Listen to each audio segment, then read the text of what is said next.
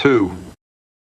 Shortly before 10 the next morning, I stood with one small valise in front of Hammond's drugstore in Old Market Square, waiting for the Innsmouth bus. As the hour for its arrival drew near, I noticed a general drift of the loungers to other places up the street, or to the ideal lunch across the square. Evidently, the ticket agent had not exaggerated the dislike which local people bore toward Innsmouth and its denizens. In a few moments, a small motor coach of extreme decrepitude and dirty gray color rattled down State Street, made a turn, and drew up at the curb beside me. I felt immediately that it was the right one, a guess which the half-illegible sign on the windshield, Arkham to Innsmouth to Newburyport, soon verified. There were only 3 passengers, dark, unkempt men of sullen visage and somewhat youthful cast, and when the vehicle stopped, they clumsily shambled out and began walking up State Street in a silent, almost furtive fashion. The driver also alighted, and I watched him as he went into the drugstore to make some purchase. This, I reflected, must be the Joe Sargent mentioned by the ticket agent. And even before I noticed any details, there spread over me a wave of spontaneous aversion, which could be neither checked nor explained. It suddenly struck me as very natural that the local people should not wish to ride on a bus owned and driven by this man, or to visit any oftener than possible the habitat of such a man and his kinsfolk. When the driver came out of the store, I looked at him more carefully and tried to determine the source of my evil impression. He was a thin, stoop-shouldered man, not much under 6 feet tall, dressed in shabby blue civilian clothes and wearing a frayed gray golf cap. His age was perhaps 35, but the odd deep creases in the sides of his neck made him seem older when one did not study his dull, expressionless face. He had a narrow head, bulging watery blue eyes that seemed never to wink, a flat nose, a receding forehead and chin, and singularly undeveloped ears. His long, thick lip and coarse-pored grayish cheeks seemed almost beardless, except for some sparse yellow hairs that straggled and curled in irregular patches. And in places, the surface seemed queerly irregular, as if peeling from some cutaneous disease. His hands were large and heavily veined, and had a very unusual grayish-blue tinge. The fingers were strikingly short in proportion to the rest of the structure, and seemed to have a tendency to curl closely into the huge palm. As he walked toward the bus, I observed his peculiarly shambling gait, and saw that his feet were inordinately immense. The more I studied them, the more I wondered how he could buy any shoes to fit them. A certain greasiness about the fellow increased my dislike. He was evidently given to working or lounging around the fish docks, and carried with him much of their characteristic smell. Just what foreign blood was in him I could not even guess. His oddities certainly did not look Asiatic, Polynesian, Levantine, or Negroid, yet I could see why the people found him alien. I myself would have thought of biological degeneration rather than alienage. I was sorry when I saw that there would be no other passengers on the bus. Somehow, I did not like the idea of riding alone with this driver, but as leaving time obviously approached, I conquered my qualms and followed the man aboard, extending him a dollar bill and murmuring the single word, Innsmouth. He looked curiously at me for a second as he returned 40 cents change without speaking. I took a seat far behind him, but on the same side of the bus, since I wished to watch the shore during the journey. At length, the decrepit vehicle started with a jerk, and rattled noisily past the old brick buildings of State Street amidst a cloud of vapor from the exhaust. Glancing at the people on the sidewalks, I thought I detected in them a curious wish to avoid looking at the bus, or at least a wish to avoid seeming to look at it. Then we turned to the left into High Street, where the going was smoother, flying by stately old mansions of the early Republic and still older colonial farmhouses, passing the Lower Green and Parker River, and finally emerging into a long, monotonous stretch of open shore country.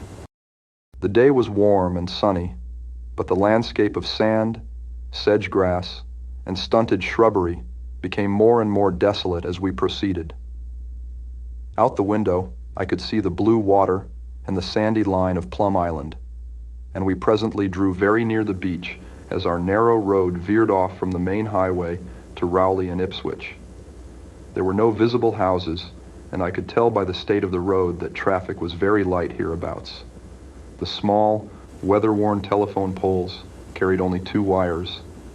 Now and then we crossed crude wooden bridges over tidal creeks that wound far inland and promoted the general isolation of the region. Once in a while I noticed dead stumps and crumbling foundation walls above the drifting sand, and recalled the old tradition quoted in one of the histories I had read, that this was once a fertile and thickly settled countryside.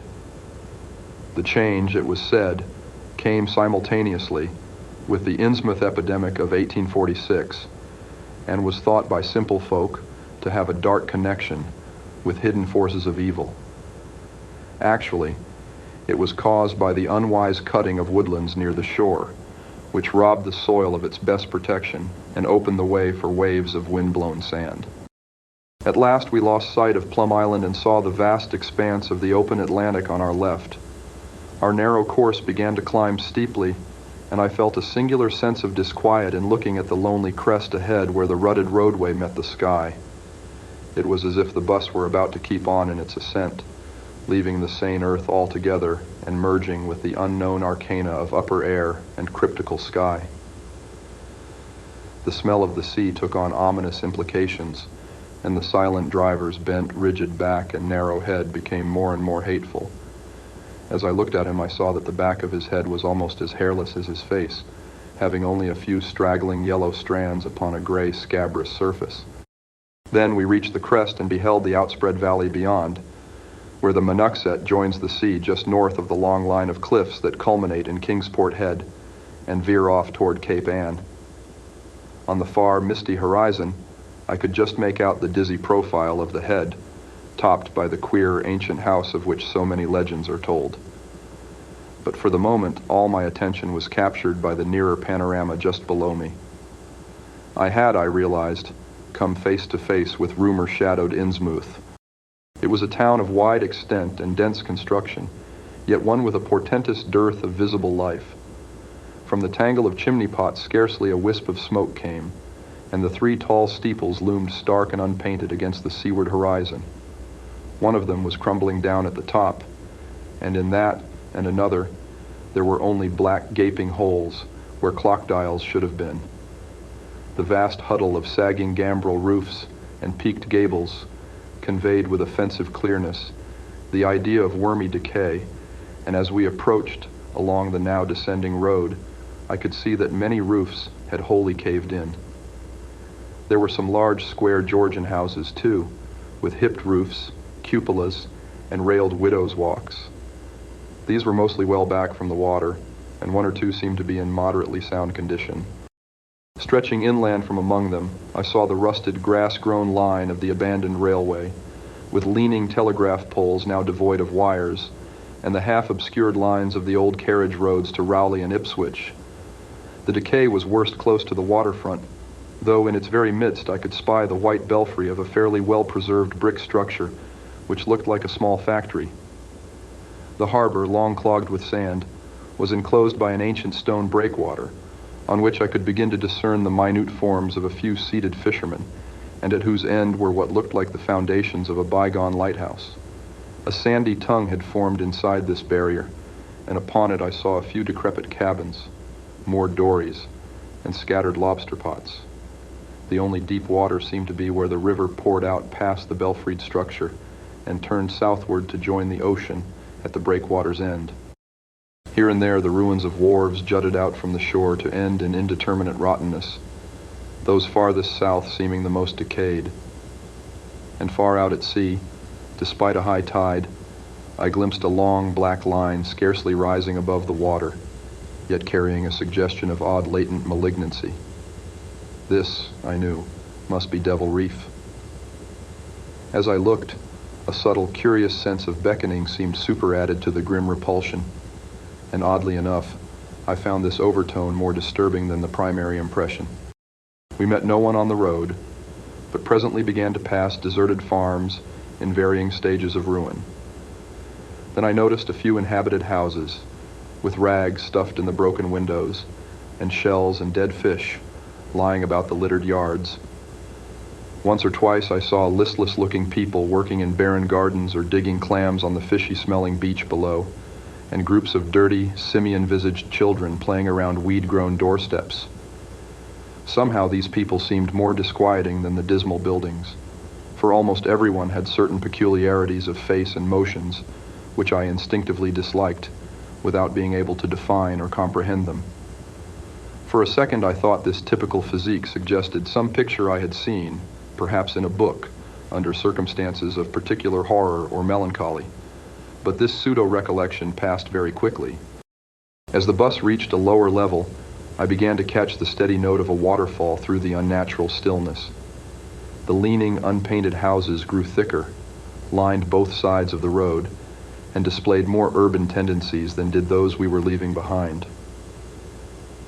The panorama ahead had contracted to a street scene, and in spots I could see where a cobblestone pavement and stretches of brick sidewalk had formerly existed. All the houses were apparently deserted, and there were occasional gaps where tumble-down chimneys and cellar walls told of buildings that had collapsed. Pervading everything was the most nauseous, fishy odor imaginable. Soon cross streets and junctions began to appear, those on the left leading to shoreward realms of unpaved squalor and decay, while those on the right showed vistas of departed grandeur. So far I had seen no people in the town, but there now came signs of a sparse habitation, curtained windows here and there, and an occasional battered motor car at the curb. Pavement and sidewalks were increasingly well defined, and though most of the houses were quite old, wood and brick structures of the early 19th century, they were obviously kept fit for habitation. As an amateur antiquarian, I almost lost my olfactory disgust and my feeling of menace and repulsion amidst this rich, unaltered survival from the past. But I was not to reach my destination without one very strong impression of poignantly disagreeable quality. The bus had come to a sort of open concourse or radial point with churches on two sides, and the bedraggled remains of a circular green in the center. And I was looking at a large pillared hall on the right-hand junction ahead. The structure's once white paint was now gray and peeling, and the black and gold sign on the pediment was so faded that I could only with difficulty make out the words, Esoteric Order of Dagon.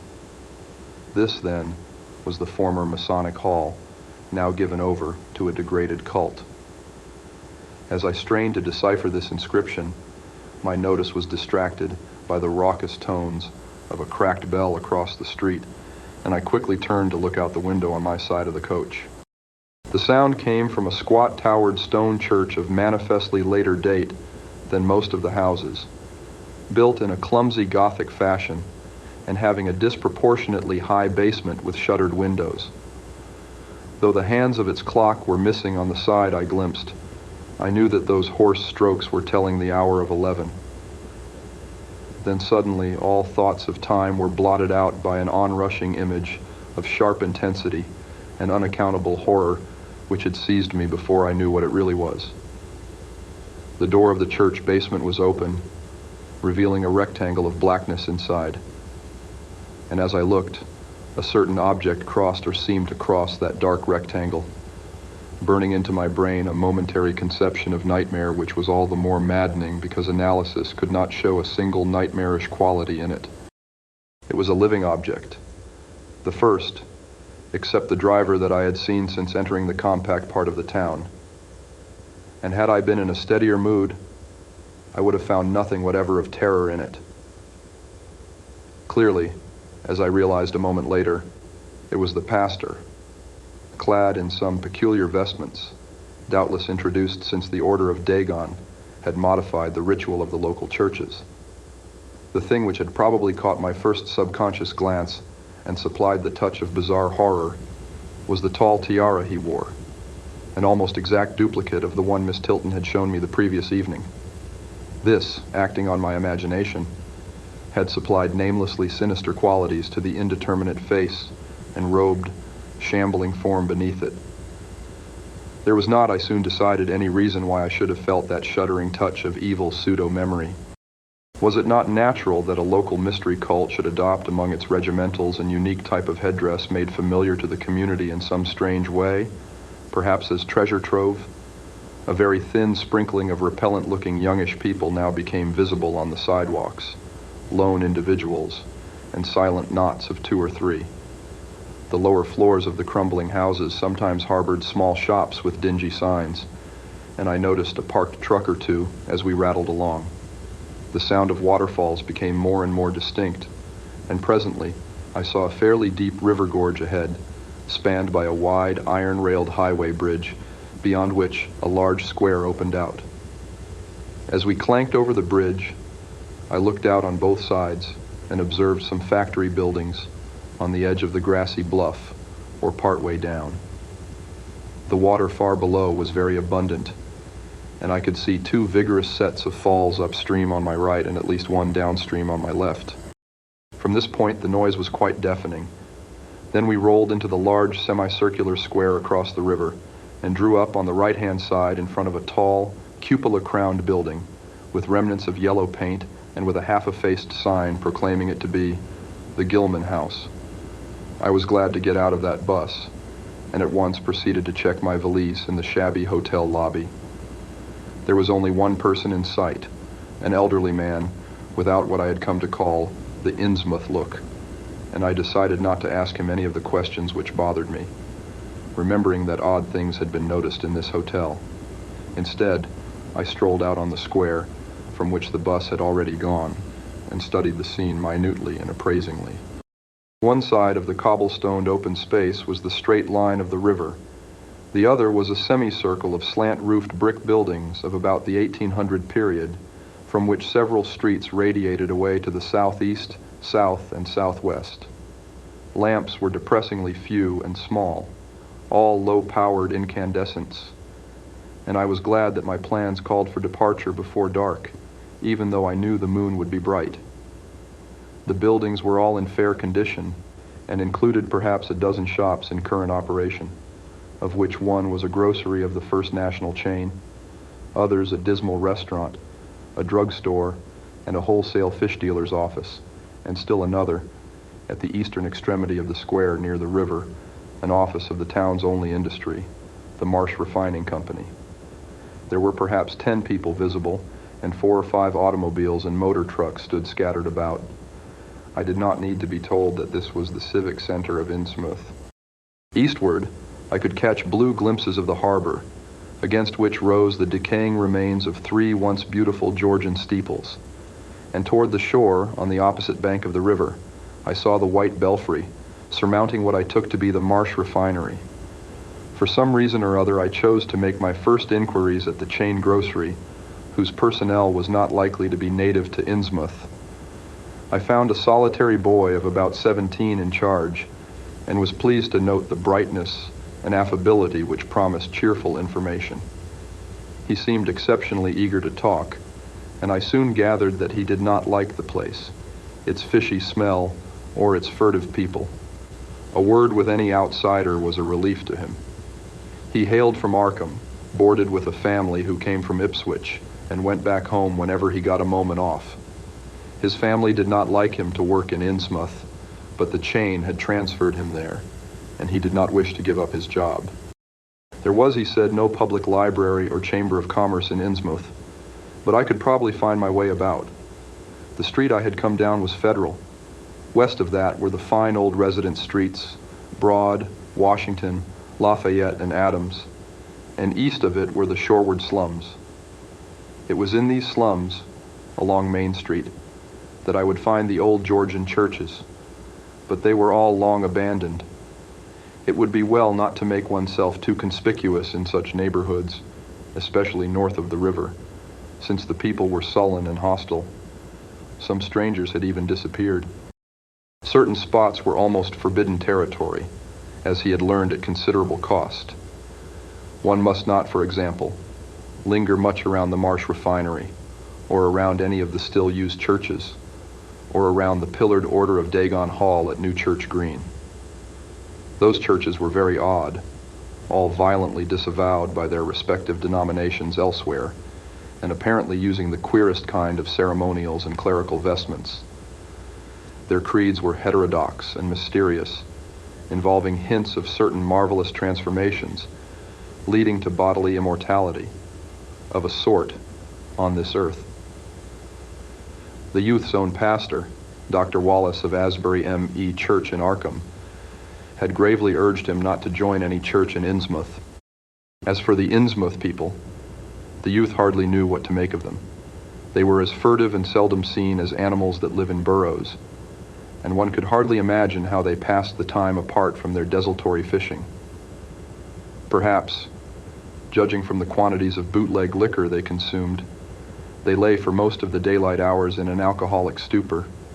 They seemed sullenly banded together in some sort of fellowship and understanding, despising the world as if they had access to other and preferable spheres of entity.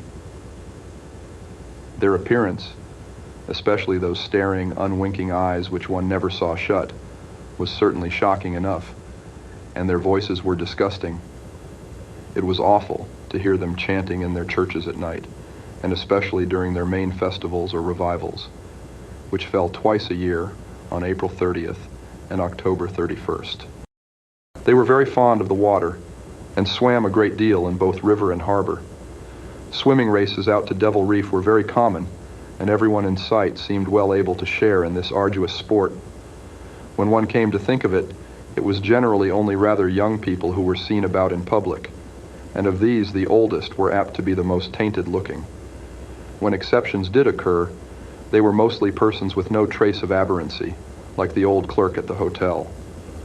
One wondered what became of the bulk of the older folk, and whether the Innsmouth look were not a strange and insidious disease phenomenon which increased its hold as years advanced. Only a very rare affliction, of course, could bring about such vast and radical anatomical changes in a single individual after maturity, changes involving osseous factors as basic as the shape of the skull. But then, even this aspect was no more baffling and unheard of than the visible features of the malady as a whole. It would be hard, the youth implied, to form any real conclusions regarding such a matter, since one never came to know the natives personally, no matter how long one might live in Innsmouth. The youth was certain that many specimens even worse than the worst visible ones were kept locked indoors in some places. People sometimes heard the queerest kind of sounds. The tottering waterfront hovels north of the river were reputedly connected by hidden tunnels, being thus a veritable warren of unseen abnormalities. What kind of foreign blood, if any, these beings had, it was impossible to tell. They sometimes kept certain, especially repulsive characters, out of sight when government agents and others from the outside world came to town. It would be of no use, my informant said, to ask the natives anything about the place. The only one who would talk was a very aged but normal-looking man who lived at the poorhouse on the north rim of the town and spent his time walking about or lounging around the fire station. This hoary character, Zadok Allen, was 96 years old and somewhat touched in the head, besides being the town drunkard. He was a strange, furtive creature who constantly looked over his shoulder as if afraid of something, and when sober could not be persuaded to talk at all with strangers. He was, however, unable to resist any offer of his favorite poison, and once drunk would furnish the most astonishing fragments of whispered reminiscence. After all, though, little useful data could be gained from him, since his stories were all insane, incomplete hints of impossible marvels and horrors, which could have no source save in his own disordered fancy. Nobody ever believed him, but the natives did not like him to drink and talk with strangers, and it was not always safe to be seen questioning him. It was probably from him that some of the wildest popular whispers and delusions were derived. Several non-native residents had reported monstrous glimpses from time to time, but between old Zadok's tales and the malformed denizens, it was no wonder such illusions were current. None of the non-natives ever stayed out late at night, there being a widespread impression that it was not wise to do so. Besides, the streets were loathsomely dark. As for business, the abundance of fish was certainly almost uncanny, but the natives were taking less and less advantage of it. Moreover, prices were falling, and competition was growing. Of course, the town's real business was the refinery, whose commercial office was on the square only a few doors east of where we stood. Old Man Marsh was never seen, but sometimes went to the works in a closed, curtained car. There were all sorts of rumors about how Marsh had come to look. He had once been a great dandy, and people said he still wore the frock-coated finery of the Edwardian age, curiously adapted to certain deformities. His sons had formerly conducted the office in the square, but latterly they had been keeping out of sight a good deal and leaving the brunt of affairs to the younger generation. The sons and their sisters had come to look very queer, especially the elder ones, and it was said that their health was failing. One of the Marsh daughters was a repellent, reptilian-looking woman who wore an excess of weird jewelry clearly of the same exotic tradition as that to which the strange tiara belonged. My informant had noticed it many times and had heard it spoken of as coming from some secret horde, either of pirates or of demons. The clergymen, or priests, or whatever they were called nowadays, also wore this kind of ornament as a headdress, but one seldom caught glimpses of them.